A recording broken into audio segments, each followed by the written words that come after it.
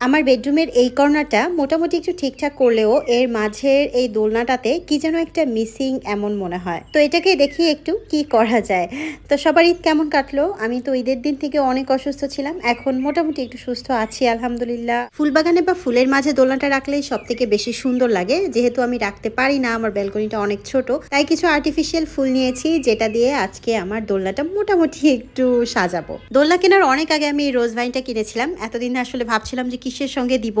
একবার ভেবেছিলাম বেতের আয়নার সঙ্গে দিব, কিন্তু আয়নার চারপাশে বেতের যে ডিজাইনটা থাকে এটা দিলে সেই ডিজাইনটা ঢেকে যায়, তারপর আর আয়নাতে দেওয়া হয় নাই। তো দোলনা কেনার পর ভেবেছি যে এটা হচ্ছে দোলনার উপরেই দিব। এই রোজ ভাইনটা আমি নিয়েছিলাম এসকে অনলাইন থেকে। আর এই যে প্যাকেটে ছোট ছোট যে ফুলগুলো, গোলাপ আর কাঠগোলাপ, এইগুলো দেখতেও অনেকটা সুন্দর। এগুলো আমি নিয়েছিলাম দারাজ থেকে। কাঠগোলাপটা তো একদম রিয়েল ফুলের মতোই দেখা যায়। তো যাই হোক, ভাইনটা আমি দোলনার মাঝ বরাবর দিয়ে দুই পাশ থেকে ঝুলিয়ে তারপর হচ্ছে বেঁধে দিব। এটা দুই তিন ভাবেই করা যায়। এক সাইডে সম্পূর্ণটা দেওয়া যায়, আবার দুইটা ভাইন যদি থাকে তাহলে দুই পাশ থেকে দুইটা ঝুলিয়ে দেওয়া যায়, সেটাও আরো সুন্দর লাগে। যেহেতু আমার কাছে এখন একটা আছে তাই একটাতেই আমি করছি।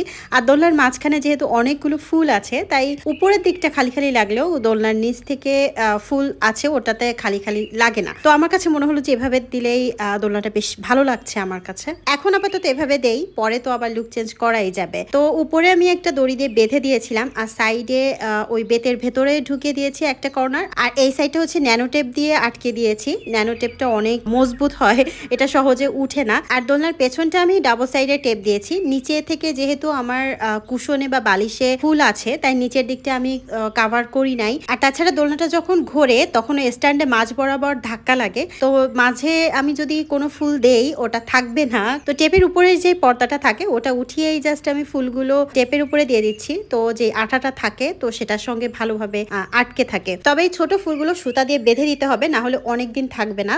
যে বাতাস হয় তাতে আস্তে আস্তে সবগুলো উঠে যাবে। আমার পেজে যখন 50,000 ফলোয়ার হয়েছিল তখন এটা নিজেকে নিজের গিফট ছিল। আমার ফুল বাসার ভেতরে দোলনাটা আমার সব থেকে বেশি প্রিয়। তো যাই হোক, আপাতত এমনটাই থাক। তো কেমন লাগছে চেঞ্জটা? আমার কাছে তো ভীষণ ভালো লাগছে। আর যেহেতু ভাইনটার কোয়ালিটি ভালো, তাই আর্টিফিশিয়াল হলেও আর্টিফিশিয়াল লাগছে না। আর আমি ছোট ছোট যে ডালগুলো ছিল ওগুলো দোলনার সামনে একটু ঝুলিয়ে দিয়েছি, যেন বসেই একটু ফুল চোখে দেখতে পারি আর ভালো লাগে। আসলে নিজের প্রিয় জিনিস যদি নিজের মনের মতো করে সাজানো হয়, তো মনের ভেতরে একটা অন্যরকম প্রশান্তি কাজ করে। এটা আসলে বলে বোঝানোর মতো না। এখন মনে হচ্ছে যে ফুলবাগানের ভেতরে আমার দোলনাটা। দোলনার অনেকগুলো কমেন্ট আর ইনবক্স পেয়েছি যে আমি কোথা থেকে নিয়েছি, প্রাইস কেমন ছিল। দোলনা কেনার সময়ের ফুল একটা ভিডিও আপলোড করা আছে, চাইলে সেটা দেখে নিতে পারেন। আর এই ভিডিওতে আমি ছোট্ট করে একটু বলে দিচ্ছি, এটা অ্যাপোলো ফার্নিচার থেকে নিয়েছিলাম। খুলনা তেঁতুলতলা মোড়েই যে শোরুমটা, সেখান থেকে নিয়েছি। এটা ঢাকাতেও একটা শোরুম আছে। ঢাকার শোরুম কোথায় আমি জানি না, আমার জিজ্ঞাসা করা হয় নাই। আর দোলনার প্রাইস ছিল হচ্ছে এইটা, যেহেতু এটা ইম্পোর্টেড তাই অল্প একটু বেশি। তবে দোলনার কোয়ালিটি আমি যেমনটা কিনেছিলাম আলহামদুলিল্লাহ এখনো ঠিক তেমনটাই আছে। সম্পূর্ণ দোলনাটাতে এই যে উপরে এমন একটা প্রলেপ মতো দেওয়া, তো এটাতে হচ্ছে লং লাস্টিং করে আর সহজে জং ধরে না। আর চেয়ার কিনতে গেছিলাম তখন ওই দোকানে যে দোলনাগুলো দেখেছিলাম সেটা হচ্ছে